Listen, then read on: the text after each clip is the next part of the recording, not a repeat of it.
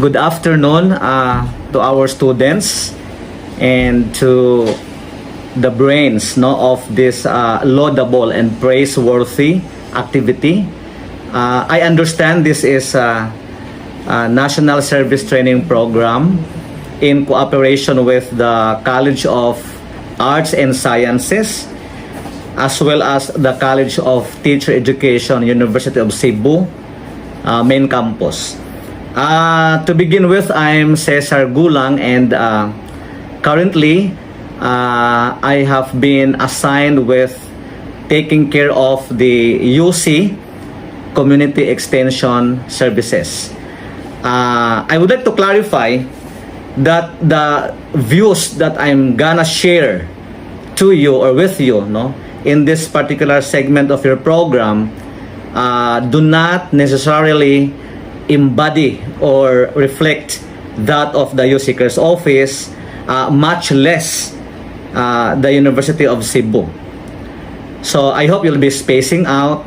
I hope you'll be all ears as I share some crucial, critical points pertaining to voters' education. Voters' education is a broad subject matter. It has many facets in it. However, I will be zeroing in on why vote. Bakit ba kailangan na tayo ay bumoto? Nganong kinahanglan gyud ta mo botar? And then we will also inject some of the fundamental basic standards that we need to take into account when making decisions as regards the personalities that we would like to put in our public offices. Okay? So, I am guided, we will be guided by the 5-letter word, votes. V, allow me to begin with V. So, V in the word votes stands for value. So we value our dignity, not just as citizens of the country, not just as students of a university, but we value our dignity so much so that we participate in the administration and governance of our state, of our country. So we valorize our dignity as a voter. We valorize our dignity as a citizen. We valorize our dignity as a student. So binibigyan talaga natin ng mabigat na halaga. Pinapahalagahan talaga natin ang ating dignity. Our worth by way of expressing our dignity in casting our votes. So that's one thing, value. So I am urging everybody to really stick to the dignity that our God has given to every one of us. So we have to continue to value our dignity by way of participating in the electoral processes. We value in the exercise of our suffrage. So that's one thing. And before I'll move to letter O, allow me to underscore or to highlight that we as well, we likewise valorize the future of our country, the future of our citizenry. It's not just about the destiny of the country, but it's about we together as one people working and sharing resources towards national goals. So that's V, value. V stands for value, pagpapahalaga. And the second one, O, stands for opportunity. So ito ay isang ginintuang pagkakataon, a golden opportunity. Importante kaayo nga kahigayunan that we exercise our right to vote. And then our constitution, no less, nagsultig yun ang atong constitution nga we have to make sure that everybody is given the equal opportunity to public service. So, students, I know, or I'm sure, I'm certain that it has come to your notice in certain barangays, in certain localities, as well as on a national level. Dunay mga kandidato nga maurag yung mga apelyiduha sa wa patagi anak hangtod na lang karon. So I am urging you to be mindful of our constitutional principle and policy. Pwede naman siguro nato tagaan pon og higayon ang uban para di ta ma-overdose anang mga promises, ma-overdose anang mga personalities in politics. So that's opportunity. So do not just look at it as an opportunity from the viewpoint of the candidates, but it is as well a very important opportunity for us electorates, students of UC, for example, citizens of the country, that we demonstrate our value, number one, and number two, our zeal for opportunity. We participate in the electoral process, we exercise our right to vote, we exercise suffrage, because we understand very well that this is an equalizer, just like education. When we vote, when we cast our vote, and of course we're hoping that our votes are really counted. So that's all opportunity. Letter T, thinking process. When we try or when we begin choosing or making decisions, sino ba talaga ang iboboto natin on a national level, on a provincial level, city or municipality level, and so forth, you know, that requires a serious study. So kana bitong election class, kanang magpili ta, that's a serious, at the same time sacred enterprise or undertaking. So we have to read so that we could have empirical data to back up our decisions. So mo na class nga thinking good. Kana man gud ang ato ang feelings. Our feelings can be deceptive. We cannot rely, we cannot depend all the time on our feelings. Botarta niya kay maluoy ta niya kay paluoy-luoy og nawong. Botarta niya kay maluoy ta niya kay luoy kay programa. We should never be swayed with that kind of emotions, because the choice of public officials, our decision in selecting who shall be in charge in the reins of our government must invite serious, critical, in-depth study. So magbasa gyud ta, we have to consult literature, we have to consult sources, verifiable sources, to make sure that indeed we have made our decision or choices very well and conscientiously. So that is thinking process. So again, I would like to reiterate, ayaw kanunay sa ligi imong pagbati, imong gibati, no? Kay that could be misleading. That could be deceptive.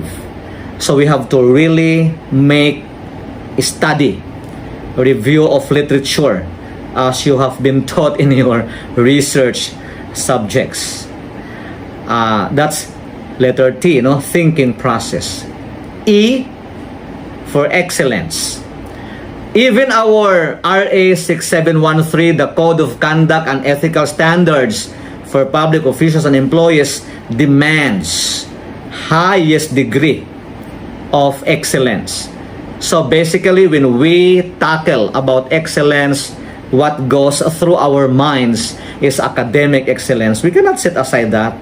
We cannot brush that aside. We cannot ignore, we cannot overlook that excellence. Sa mga leaders na to, mangita gyud ka tong mga maayog scholastic academic records. Kaya nagtuo man gyud ganit ta kanunay kanang mga maayo og panglantaw, mga maayog panghuna-huna, yung mga magagaling at mahuhusay sa classrooms natin noon ay sila ding magiging leader ng ating lipunan. So that's excellence. Pero alongside that academic excellence or scholastic excellence is character excellence. So class, study very well, value literature, exercise this golden opportunity. Tingnan nating mabuti, suriin nating mabuti ang mga kandidato na talagang og sa Cebuano pa na doon na di pagkamaayo sa ilahang kasing-kasing, pagkamaayo gud sa ilahang mga tinguha. I know the job is not easy. I know that task is tremendous. Pero sama-sama nating pag-aralan ito, no? Let us not be rush with our decisions. Let us dot the I's and cross the T's. We have to study their track records backwards and forwards. So much so that we are a member of a university. Okay? So excellence in character, excellence in education. So that is one of the things that necessarily we must take into consideration. And then letter S, no, kay votes-man. S for science. So if you have heard about candidates or officials, officers, for example, that are deviating themselves from science, yung mga hindi na naniniwala sa siyensya, you know, class, that's very dangerous. That's dangerous. That's highly dangerous. So we need leaders, we need public servants who are attached to scientific knowledge, scientific practices. So that's the thing that I am also highlighting at this point in time. Data-driven development of a culture of data. Tanawa na. So I will be also tackling a little later or moments from now more specifically for local officials, because mao man na class no sa atong mga local nga mga officials, mas intimate ang atong exposure with them because naamantangan higit sa local. At this juncture, allow me to make concluding reminders. I hope you are still all ears, and I hope you are still not spacing out. What goes around comes around. I think this is an adequate, powerful reminder that would really inspire each of us to study the records of these candidates applying for public offices. Dapat pag-aralan talaga nating mabuti kung sino-sino sila, yung mga nagawa na nila, yung mga pwede nilang magawa, no? Their capabilities, capacities. We don't live in a cave, meaning to say we have every necessary pertinent resource, informational resource, so much so that we have the online social network and all the social media vehicles and platforms. So we can study, we can review literature. Magbasa talaga tayo so that we can make intelligent, conscientious decisions with respect to choosing public officials. And then, as regards surveys, I hope you will not be affected very much on surveys.